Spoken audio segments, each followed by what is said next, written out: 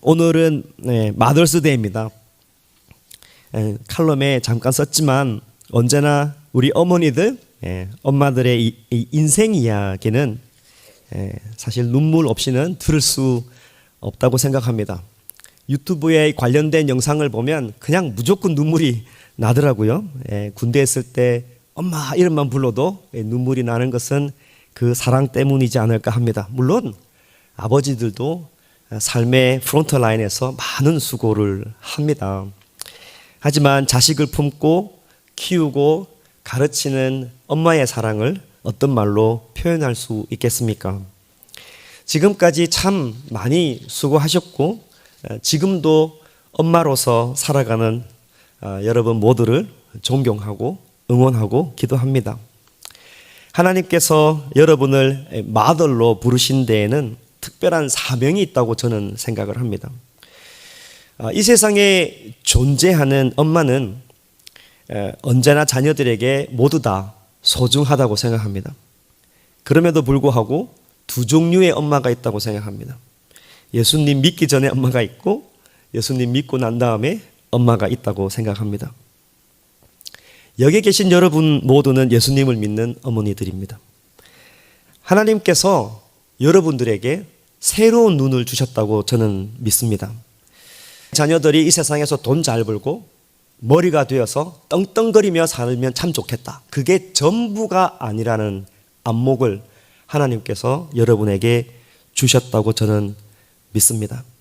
돈 잘 벌고 성공하고 출세하는 것도 중요하지만 하나님의 백성이 되는 게 더 중요하다. 그런 안목을 여러분이 가지셨다고 저는 믿습니다. 그래서 자녀들이 항상 주 안에서 바로 설 수 있도록 끊임없이 기도하는 것이 여러분의 사명 중에 하나입니다. 그리고 그리스도의 사랑을, 엄마의 사랑을 통해서 끝까지 잘 전하는 것이 예수님 믿는 마더의 사명이라고 저는 생각합니다. 이 일에 낙심하지 마시고 인내하시고 지혜를 구해서 끝까지 이 사명을 잘 감당하시는 여러분이 되시기를 바랍니다. 오늘 이제 새로운 본문을 보게 되는데요. 딱 마더스 데이에 엄마가 등장하면 참 기가 막힌 타이밍이 딱 되는데 엄마가 등장하지 않고 아빠가 등장을 합니다. 46절 다 의미가 있다고 생각합니다. 각자 해석을 하시길 바라고요. 46절 말씀에 보면 예수께서 다시 갈릴리 가나에 이르시니 전에 물로 포도주를 만드신 곳이라. 왕의 신하가 있어 그의 아들이 가버나움에서 병들었더니라고 되어 있습니다. 오늘 설교를 여러분이 잘 이해를 하시려면 이 46절을 가지고 좀 자세하게 분석할 필요가 있습니다. 46절을 여러분이 잘 보시면 오늘 전체 설교를 듣는데 큰 도움이 됩니다. 아버지의 이름은 나와 있지 않습니다. 대신에 아버지의 신분은 나와 있습니다. 그 신분이 왕의 신하라고 되어 있습니다. 자, 그러면 질문이 여기서 말하는 왕이 누굴까 하는 겁니다. 팔레스틴을 이렇게 전체를 다스렸던 헤롯 대왕이 있었습니다. 우리 세퍼드 라이프 성경 공부하시는 분들은 이제 딱 눈에 들어오시겠죠? 근데 이 아버지가 죽고 난 다음에 아들 셋이 있었는데 이 팔레스틴 땅을 4개로 쪼개서 아들이 둘둘 하나씩 이렇게 나눠 가졌습니다. 그때 각 왕들을 성경에서는 분봉왕이라고 말합니다. 그러면 여기 갈릴리 지역을 담당하는 왕이 누구냐면 헤롯 안티파스라 불리는 왕입니다. 안디바라고도 불립니다. 그러니까 여기서 말하는 왕의 신하라고 말할 때는 이 왕이 안티파스다 이렇게 아시면 되겠습니다. 이 왕이 나중에 누구를 죽입니까? 세례 요한을 죽이는 왕이 됩니다. 그래서 이름이 없는 이 무명의 아버지이지만 그의 직분을 딱 봤을 때 신분만으로 두 가지를 생각할 수 있습니다. 우선 고위관직입니다. 높은 직위에 있는 것이죠.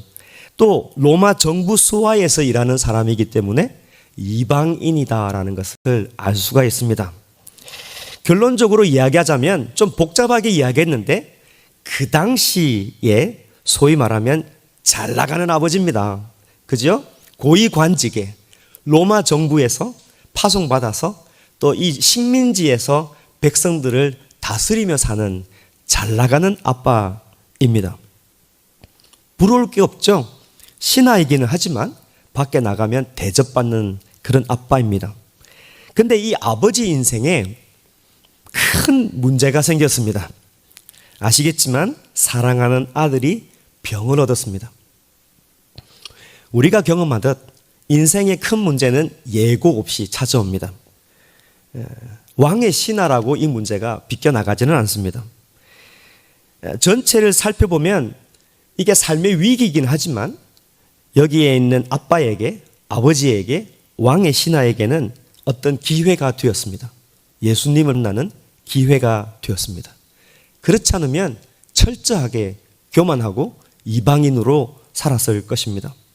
원문에 보면 그의 아들이라고 되어 있지만 이 아들 앞에 관사가 하나 붙어 있습니다. 그 아들이라고 되어 있습니다. 외아들입니다. 하나밖에 없는 이방 땅에 있는 정말 사랑하는 정말 하나밖에 없는 아들입니다. 그 아들이 47절에 보니까 거의 죽게 되었다라고 되어 있습니다. 그러면 아빠의 신분을 고려해서 좀 생각을 해보면 이 말이 무슨 뜻일까요? 돈이 있어도 해결할 수 없고 높은 직위에 있어도 전혀 해결할 수 없는 인생의 마지막 하나의 난제다 이렇게 말할 수 있습니다.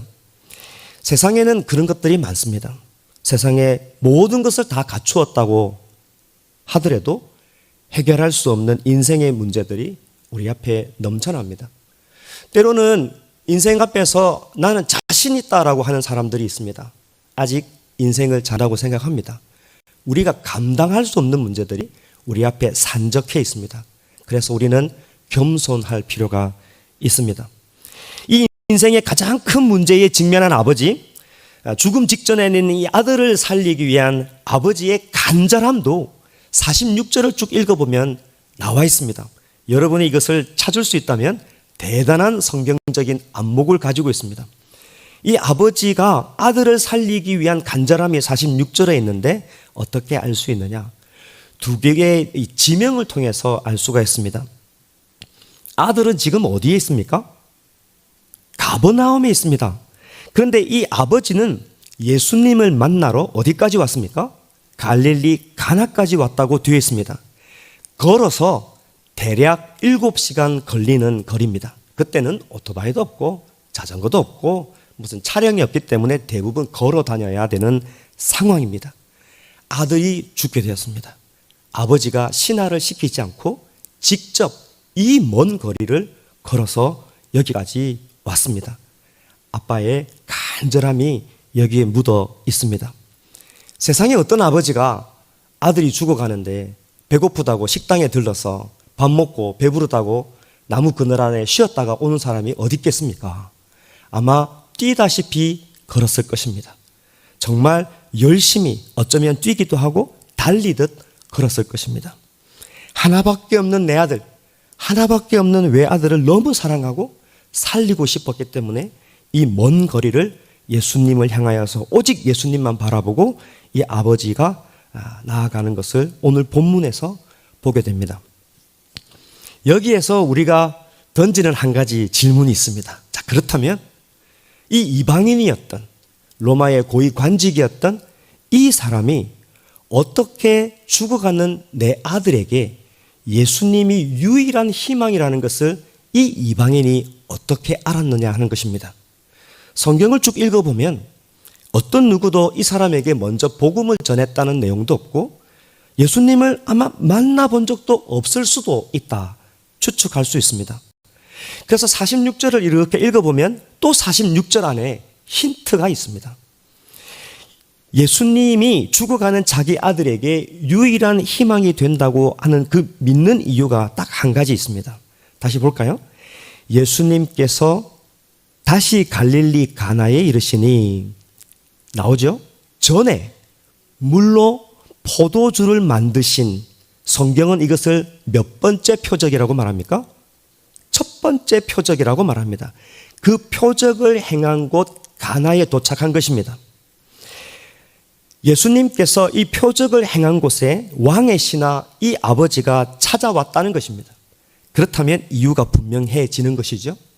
내 아들에게 물이 포도주로 바뀌는 것처럼 죽어가는 이 죽음이 생명으로 바뀌는 기적이 일어나기를 바라는 마음으로 직접 찾아왔습니다. 이 손을 누구인가에게 들었겠죠. 사실 저나 여러분이나 기적이 일어나기를 다 바랍니다. 그런 거 다 한 가지씩 있잖아요. 현대인들 다 마찬가지입니다만은 당시 이 유대인들은 기적을 너무 좋아합니다. 표적이나 아마 여러분이 현대 마술 한 두 가지를 배워서 이때 유대 시대로 돌아가면 여러분 메시아급 대접을 받을 수 있습니다. 유대인들은 누가 기적을 행했다고 그러면 그걸 너무 좋아하고 메시아가 온 줄 알고 소문내고 몰려다니는 게 일상생활입니다.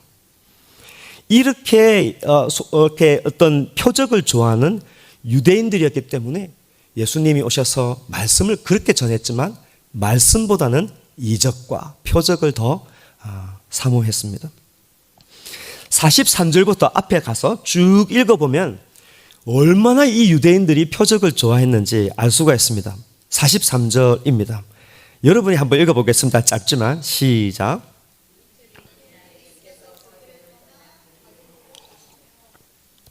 앞에서부터 쭉 성경 본문을 보셨다면 어디서 이틀을 지냈는지 알 수 있습니다. 어디입니까? 사마리아 지역입니다. 이제 거기에서, 왜냐하면 사마리아 지역에 이틀을 머무셨기 때문입니다. 거기를 떠나서 북쪽 갈릴리로 가신다라고 되어 있습니다. 근데 44절에 가보면 예수님께서 미리 내다보시고 이런 예언적인 말씀을 합니다. 내가 갈릴리 사람이지만 갈릴리 가면 환영받지 못할 것이다 라고 빗대어서 이야기합니다. 근데 45절에 가보면 예수님의 이 말씀이 틀린 듯합니다. 왜냐하면 갈릴리 사람들이 기다렸다는 듯이 마치 플랜카드를 걸고 환영합니다 라고 예수님을 영접하는 것을 볼 수가 있습니다. 그러나 자세히 그 이유를 알아보면 예수님의 말씀이 틀리지 않습니다.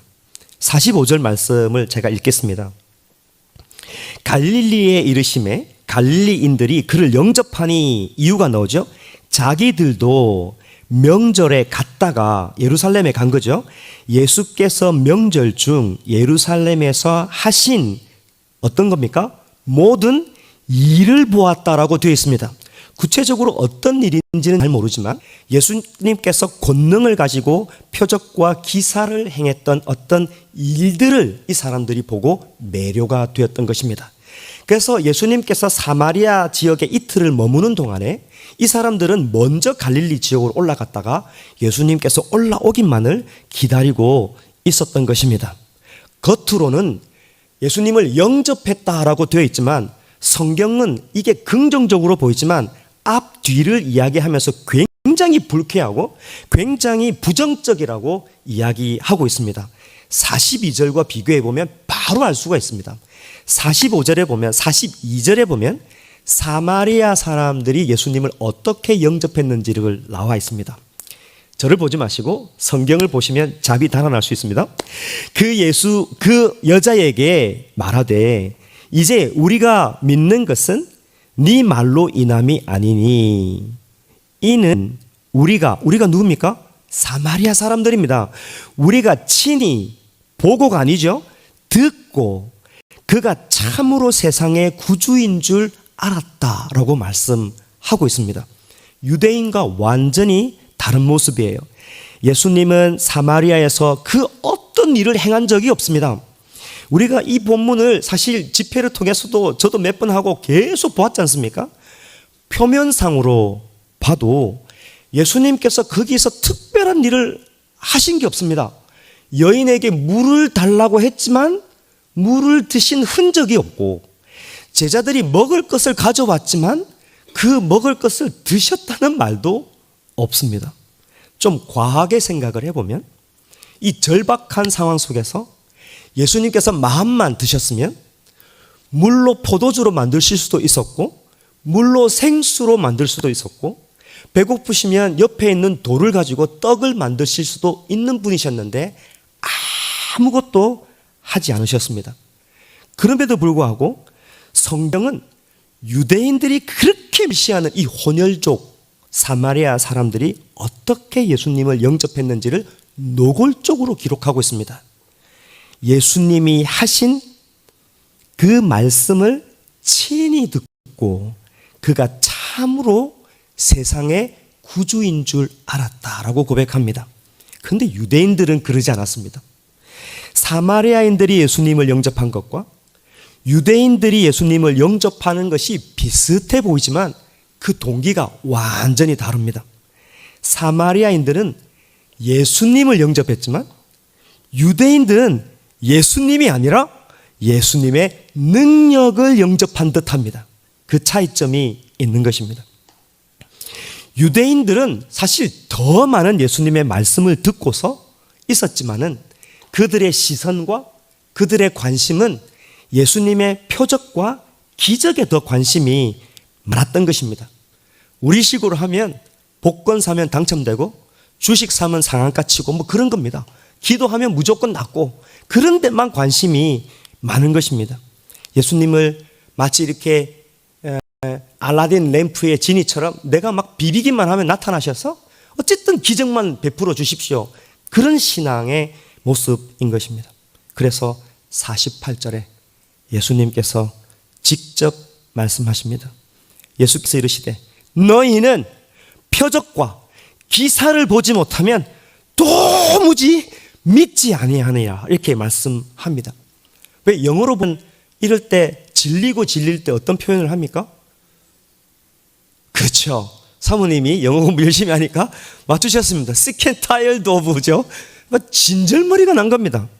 유대인들 앞에 나가서 말씀을 가르치는데 예수님에 대해서 관심 없고 빛 대신 예수님에 대한 메시지는 전혀 관심 없고 표적에만 관심이 있는 이 유대인들을 향해서 진절머리가 난 것입니다. 다시 우리의 시선을 죽어가는 아들을 살리기 위한 이 아버지에게로 살짝 다시 돌아가 봅시다. 이방인이었고 고위공직자였던 이 아버지가 무슨 잘못이 있습니까? 그냥 아들 살리고 싶은 마음 딱 한 가지 아니겠습니까? 표적이고 뭐고 그냥 아들 살리고 싶은 마음 한 가지가 있었는데 유대인들을 통하여서 이 예수님에 대한 소문을 듣게 된 것입니다. 그래서 소문을 따라서 예수님을 찾아가는 것입니다. 아들을 살리고 싶은 그 한 가지 마음뿐이고 그래서 먼 거리를 걸어와서 기다려서 사마리아에서 이렇게 올라오시는 예수님을 겨우 만나서 요구합니다. 어떻게 요구합니까? 주님, 가버나움으로 내려오셔서 내 아들의 병을 고쳐주세요. 죽게 되었습니다. 라고 간청합니다. 이런 간절한 요청에도 불구하고 성경을 이렇게 읽다 보면 예수님은 마치 유대인들과 함께 이 아버지를 싸잡아서 막 비판하시는 것 같습니다. 너희는 표적과 기사를 보지 못하면 도무지 믿지 않는구나. 아버지가 무슨 잘못이 있습니까? 아들 살리고 싶은데. 이제 아버지를 통해서 반전이 일어납니다. 50절 말씀이에요. 왕의 신하 이 아버지에게 예수님께서 말씀하십니다. 예수께서 이르시되 어떻게 말씀합니까? 가라, 내 아들이 살아있다. 좀 멋있게 말해야 되나요? 가라, 내 아들이 살아있다. 그때 그 사람이 예수께서 어떻게 되어 있습니까? 하신 말씀을 믿고 가니라라고 되어 있습니다. 유대인이었다면 이 말씀, 예수님의 말씀을 믿지 않았습니다. 왜냐하면 눈앞에서 벌어진 표적이 아니기 때문입니다. 물이 포도주로 바뀐 것처럼 아들이 내 눈앞에서 살아야만 되는데 지금 이 아들은 27마일이란 저 멀리 있습니다. 유대인이었다면 절대 용납하지 못하는 사건입니다. 요즘이야 라이브 중계가 되니까 전화 한 통하면 아들 살았니? 하고 갈 수 있겠죠. 그러나 아버지는 그 예수님의 말씀을 믿고 갔습니다. 정말 유대인처럼 이 아버지가 표적만을 구하는 아버지였다면 예수님께서 이렇게 말씀하실 때 안 됩니다. 아니 돼요. 무슨 말도 안 되는 소리를 하십니까? 같이 내려가셔서 저와 함께 가셔서 내 눈앞에 내 아들을 고쳐주세요. 물이 포도주로 바뀌는 것처럼 그런 표적과 기사를 내 눈에 보여주세요 라고 해야 합니다. 그러나 아버지는 유대인의 말을 듣고 예수님이 가버나움에 오셔서 눈앞에서 표적과 기사를 보여주기를 기대하며 왔지만 돌연 예수님의 말씀만을 믿었습니다. 자, 좀 더 읽어보면 이 아버지의 믿음이 얼마나 대단한지 알 수 있습니다. 51절 52절 말씀입니다. 여러분 같이 한번 읽겠습니다. 시작.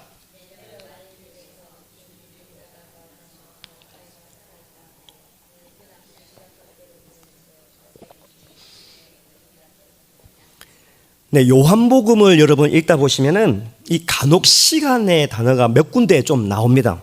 이 시간을 다른 복음서처럼 유대식 시간으로 읽어야 될지 로마식의 시간으로 읽어야 될지 약간의 논쟁이 있는데, 여기서 로마식의 시간으로 읽는다면 아버지의 믿음이 더욱더 부각이 됩니다. 유대식 시간이면 그 7시가 오후 1시쯤 되지만 로마식 시간이면 그냥 그대로 7시입니다. 다만 오전 7시냐 오후 7시냐에 문제가 있습니다. 그러나 이렇게 본문을 읽어보고 상황 정황을 보면 오후 7시가 자연스럽습니다. 그때 예수님께서 오후 7시에 예수님께서 이 아버지에게 가라, 내 아들이 살아있다, 이렇게 말씀하셨던 것입니다. 그렇다면 그 길로 아버지는 7시간 8시간을 걸어서 가버나움에 갈 수 있었지만은 아버지는 이 하인을 만났다는 시간을 정황을 딱 조사를 해보면 아버지는 가나에서 하룻밤을 잔 것으로 알 수 있습니다. 그러니까 그 다음 날 출발해서 그 하인을 만나게 되는 것이죠. 밤새 걸어서 가버나움으로 가는 대신에 숙소에서 예수님의 말씀을 믿고 잠을 잘 수 있었다는 것이죠. 대단한 확신 아닙니까? 기사와 표적을 구하고도 종일 염려하고 기도했으면서도 마음의 평강이 없는 우리의 모습과 상당히 다르지 않겠습니까? 다음 날 아버지는 중간에서 종을 만나 언제 아들이 낳았는지 알게 되고 그로 통해서 예수님의 말씀에 확신을 가지고 온 집안이 예수님을 믿게 되었더라. 이렇게 해피엔딩으로 딱 끝나는 스토리가 됩니다. 말씀을 이렇게 해석을 해드렸는데요, 전체를 종합하면서 말씀을 맺겠습니다. 여기 보면 왕의 신하, 오늘 본문에 아버지가 등장했습니다. 죽어가는 아들을 살리기 위해서 예수님을 찾았습니다. 어쩌보면 이 아버지가 우리들의 모습입니다. 우리는 인생의 갈급한 문제, 위급한 문제, 그리고 어떤 위기의 순간이 생기면 예수님을 찾습니다. 아버지처럼 정말 목숨을 다해서 예수님을 찾게 되어 있습니다. 어떤 사람은 서원 기도합니다. 주님, 이거 들어주셔야 됩니다. 이거 들어주시면 제가 신학교 가겠습니다. 이런 사람도 있고, 주님, 제가 전 재산을 다 주님께 드리겠습니다. 제가 교회 건축을 할게요. 제 아들 반드시 살려주세요. 이렇게 갈급한 마음으로 예수님을 찾습니다. 우리 가운데 그런 간절한 기도가 다 있습니다. 때로는 이렇게 표적과 기사를 구하는 우리의 모습이 유대인처럼 굉장히 어리석어 보일 수도 있습니다. 예수님께 호통을 받을 수 있습니다. 야, 너희는 표적과 기사를 보지 못하면 도무지 믿지 않는구나, 그런 책망을 들을 수도 있습니다. 그럼에도 불구하고 오늘 본문을 보면 예수님께서는 외면하지 아니하시고 이 아버지의 정말 갈급한 기도를 들어주셨습니다. 하나님은 우리의 기도를 응답해 주십니다. 자, 이제 우리가 오늘 말씀 앞에 집중해야 될 딱 한 가지가 남아 있습니다. 그게 뭐냐면 하나님께서 우리의 갈증이 있고 갈급한 기도에 응답해 주셨을 때 그 응답으로 말미암아 우리가 여전히 표적과 기사를 구하는 그 신앙의 수준에 머물면 안 된다는 것입니다. 그것을 빌미로 인하여서 말씀하시는 예수님을 만나고 말씀을 절대적으로 의지하는 신앙이 되어야 된다는 것을 우리가 여기서 볼 수가 있습니다. 아, 하나님은 살아계시구나. 아, 예수님은 나의 주님이시구나.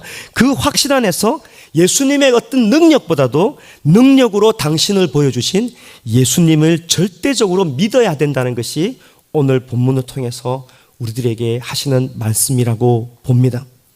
아버지는 아들이 낫기를 간절히 바랬습니다. 표적과 기사를 구했습니다. 눈앞에서 아들이 낫는 것을 기대하며 예수님께 나왔습니다. 그러나 보십시오.